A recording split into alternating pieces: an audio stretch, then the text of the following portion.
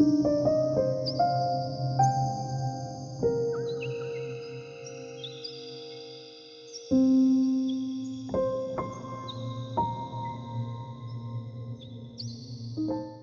namaste, welcome and welcome back to Tarot by TJ. I hope that you all are doing well. ये जो reading हमारी होने वाली है, this is a fresh update on no contact situation, यानी कि अगर किसी पर्सन के साथ में आपकी बातचीत इस समय पर नहीं हो रही है और आप जानना चाहते हो कि उनकी एनर्जी इस समय पर आपके टुवर्ड्स कैसी है, then this is the reading for you. So चलिए रीडिंग शुरू करते हैं.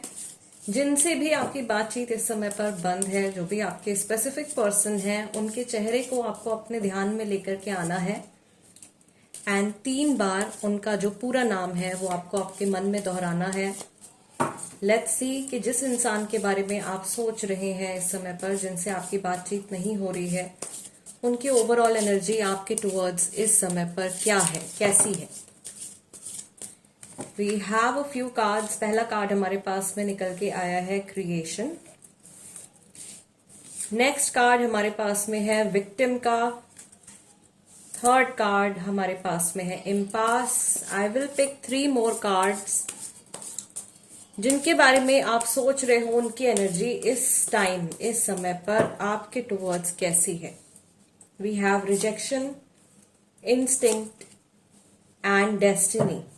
बॉटम ऑफ द डेक यहाँ पे ओवरऑल एनर्जी इस पर्सन की आ रही है रिन्यूअल की. ओके, सो ओवरऑल एनर्जी से हमको एटलीस्ट ये इस बात का अंदाजा जरूर लग रहा है कि ये जो भी इंसान है आपके साथ में, ये अपनी जर्नी को दोबारा से शुरू करना चाहते हैं, सारी चीजें फिर से रिन्यू करना चाहते हैं, या रीबर्थ वाली एनर्जी है यहाँ पे. आई कैन ऑल्सो सी कि इनका जो इस समय पर क्राउन चक्र है गाइज, वो बहुत ज्यादा हाइपर एक्टिव मुझे दिखाई दे रहा है. यानी कि lots of thoughts are going on. ये बहुत ज्यादा सोचते हुए दिखाई दे रहे हैं और ओवर थिंकिंग ऑफ कोर्स बहुत ज्यादा इनकी हो रही है, जिसमें कि ये अपने इंस्टिंक्ट को, यानी कि अपनी जो इनकी इंट्यूजन है उसको फॉलो करने की कोशिश कर रहे हैं. अपने दिमाग से चीजों को एनालाइज करते हुए ये दिखाई दे रहे हैं. इनकी जो जनरल एनर्जी है उसमें मुझे ये भी दिखाई दे रहा है कि कहीं ना कहीं इनको ऐसा फील हो रहा है कि यहाँ पर कोई एक पर्सन है जो कि विक्टिम है, या एक पर्सन ऐसा है जो अपने आप को विक्टिम दिखा रहा है. यानी कि एक्चुअल में किसी के साथ में गलत हुआ है एंड सामने वाला पर्सन जो है, हो सकता है कि अपने आप को ऐसा एज अ विक्टिम वो पोर्ट्रे करने की कोशिश कर रहे हैं कि उनके साथ में, उल्टा उनके साथ में गलत हुआ है. ठीक है, सो थोड़ा सा यहाँ पे जो इशू दिखाई दे रहा है फिलहाल वो ये है कि शायद ये पर्सन अभी फिलहाल अपनी गलती मानने के लिए पूरी तरीके से रेडी नहीं है. मे बी ये अपनी मिस्टेक्स को जानते हैं, आपकी मिस्टेक्स को भी जानते हैं, लेकिन एक तरीके का जो एक्सेप्टेंस है वो फिलहाल यहाँ पे नहीं आ पा रहा है. ठीक है, लैक ऑफ क्लैरिटी भी मुझे यहाँ पे दिखाई दे रही है. इनको ऐसा भी लग रहा है कि आप लोगों के कनेक्शन में, आप लोगों की जो जर्नी है इसमें एक इम्पास आ गया है. इम्पास यानी कि आगे कोई रास्ता है ही नहीं. इनको कुछ दिखाई नहीं दे रहा कि आगे फ्यूचर में क्या होने वाला है, आप लोगों का साथ होगा या नहीं होगा, या ये जो भी एक्शन लेते हैं उसका क्या रिजल्ट निकल के आएगा. ये आपसे बात करते हैं तो क्या होगा, नहीं करते हैं कंटिन्यू तो भी क्या होगा. तो वो एकदम क्लैरिटी नहीं है. शेडीनेस यहाँ पे मुझे बहुत ज्यादा दिखाई दे रही है यहाँ पे, बिकॉज देयर क्राउन चक्र इज ओवर एक्टिव. इनका क्राउन चक्र जो है वो काफी ज्यादा ओवर एक्टिव है, जिसकी वजह से कुछ भी कंक्लूजन तक ये पहुंचते हुए नहीं दिखाई दे रहे हैं. इनको अपने रास्ते जो हैं, इस रिश्ते से जुड़े हुए, आपसे जुड़े हुए सारे रास्ते इनको बंद दिखाई दे रहे हैं. ये ऐसा भी सोच रहे हैं कि इनका जो कर्मा रहा है आपके टुवर्ड्स पास्ट में, उसकी वजह से शायद आप लोगों का फ्यूचर अब साथ में नहीं है. ये भी चीज इनको दिखाई दे रही है, या ऐसा फील कर रहे हैं. अनदर थिंग के यहाँ पे मैं सेंस कर पा रही हूँ बिट्रेयल और third party situation with impasse and rejection card. मुझे ऐसा यहाँ पे दिखाई दे रहा है कि थर्ड पार्टी सिचुएशन भी चल रही है मैक्सिमम लोगों के लिए जो ये रीडिंग देख रहे हैं. There is some third person involve, और यहाँ पे ये जो तीसरा इंसान है कोई एक पर्सन भी हो सकता है, and this can be a group of people जो इनके माइंड में अलग अलग बातें डाल रहे हैं, या इनको अपनी अपनी रास्ते पर चलाने की कोशिश कर रहे हैं. और they are trying to convince them to do something that they want them to do. ठीक है, अपनी बुद्धि से फिलहाल ये पर्सन कोई भी डिसीजन नहीं ले पा रहे हैं. शायद ये लोगों की बातों में आ रहे हैं बहुत ज्यादा, और जो लोग इनसे कह रहे हैं ये उस चीज को फॉलो कर रहे हैं. यहाँ जो ये इंस्टिंक्ट का कार्ड है, ये कार्ड हमको ये भी बता रहा है कि कुछ ऐसे हिडन फैक्टर्स हैं इनकी लाइफ के, जिनके बारे में आपको शायद बहुत कम नॉलेज है या बहुत कम जानते हो आप. ये कोई ऐसी बातें हैं इनके पास से जुड़ी हुई, और यही सिमिलर सिचुएशन जो है इनकी प्रेजेंट में भी चल रही है। सो आई फील कि ये जो लैक ऑफ क्लैरिटी है ये सिर्फ ये सामने वाले पर्सन की तरफ से है, बल्कि आपको भी किसी तरीके से अंधेरे में रखा जा रहा है और काफी सारी बातें जो है वो आपसे भी छुपाई जा रही हैं। यहाँ पे इम्पास और इंस्टिंक्ट के कार्ड कॉम्बिनेशन से ये मैसेज निकल के आ रहा है। ठीक है, इनको ऐसा भी लग रहा है कि अभी फिलहाल ऐसा कुछ नहीं है जो ये खुद से कर सकते हैं आपको मनाने के लिए या इस रिलेशनशिप को एकदम सही करने के लिए, सारी चीजें ठीक करने के लिए। तो इनको कहीं ना कहीं गॉड को अब सरेंडर करने की जरूरत है या डिवाइन को सरेंडर करने की जरूरत है। एक तरीके से इनके माइंड में ये भी थॉट आ रहा है कि चलो अब जो होगा देखा जाएगा, let us just go with the flow. देखते हैं कि आगे कैसे क्या सिचुएशन अनफोल्ड होती है। मुझे अपनी तरफ से कोई डिसीजन नहीं लेना है फिलहाल, या मैं पता नहीं अगर कुछ करता हूं या करती हूं तो उसका क्या ही रिजल्ट निकल के आएगा। ठीक है, इनको ये डर है कि आगे अगर ये आपसे जैसे कुछ बातचीत करते हैं तो कोई ऐसा ना हो कि प्रॉब्लम बजाय कि सुलझने के और ज्यादा कंफ्यूजन क्रिएट हो जाएगी और ज्यादा नेगेटिविटी क्रिएट हो जाएगी। बहुत स्ट्रांगली कुछ नेगेटिव इवेंट्स, इस नेगेटिव थिंकिंग की वजह से कुछ नेगेटिव इवेंट्स भी मैनिफेस्ट कर रहे हैं जिनको इनको कंप्लीटली लेट गो करने की जरूरत है। ओके, चलिए let's take some more clarity. What is this person feeling about you right now? जिनसे आपकी बातचीत नहीं हो रही है, स्पेसिफिकली इनके मन में इस समय पर आपके लिए, आज के दिन में इनके मन में आपके लिए क्या फीलिंग्स हैं, क्या भावनाएं हैं? Let's see. Also guys, personal consultations जो हैं उसके लिए आप कांटेक्ट कर सकते हैं। मदर्स डे पर 50% ऑफ है जो ऑन कॉल कंसल्टेशंस हैं उनके ऊपर। ठीक है, फिलहाल देखते हैं what is this person feeling about you. We have 10 of cups, so we have Cancer, Scorpio, Pisces. Next card is wheel of fortune, then we have Queen of Wands, we have the Devil card, the Magician and the Hanged Man. See, पूरी तरीके से this person is stuck and they want कि आप इनको approach करो और आप इनको इस सिचुएशन से निकालो बाहर।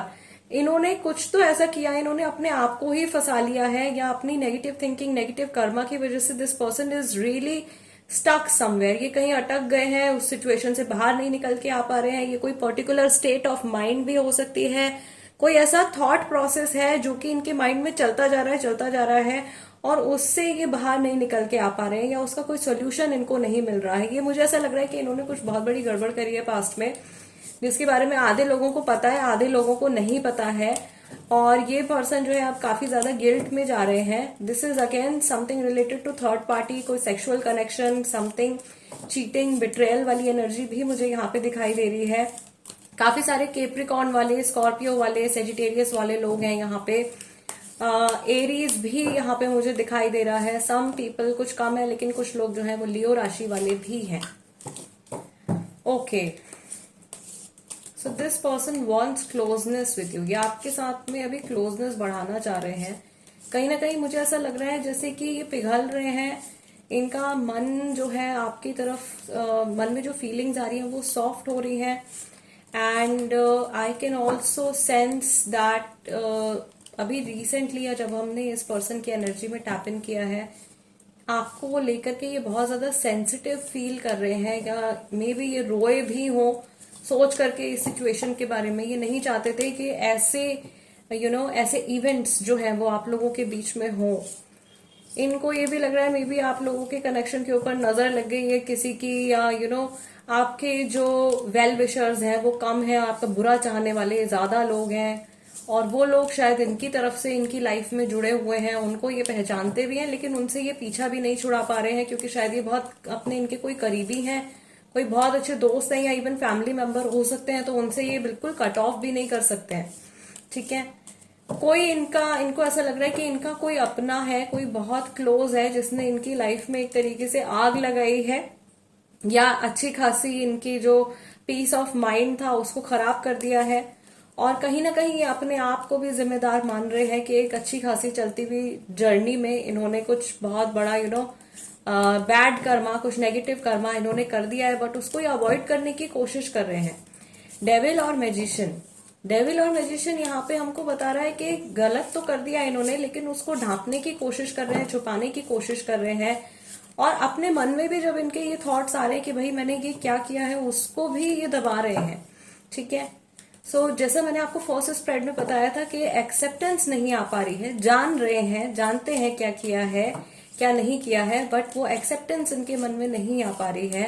एंड उल्टा मुझे ऐसा लग रहा है कि अपने आप को एज अ विक्टिम पोर्ट्रे कर रहे हैं, अपने आप को एज अ विक्टिम शो कर रहे हैं और आपकी सिंपैथी पाना चाहते हैं। ये इस समय पर मुझे ऐसा लग रहा है लोगों की सिंपैथी पाना चाहते हैं, या अपने किए हुए कर्मा की सजा जो इनको लग रहा है कि आने वाले टाइम में इनको मिलेगी डेफिनेटली, उससे कोई और आकर के इनको बचा ले, या कुछ ऐसा चमत्कार हो जाए कि सारी चीजें जो है वो रिवर्स में चली जाए, सारा पास्ट में जाकर के ये अपनी सारी गलतियों को इरेज कर दें और एकदम सही तरीके से चले आपके साथ में।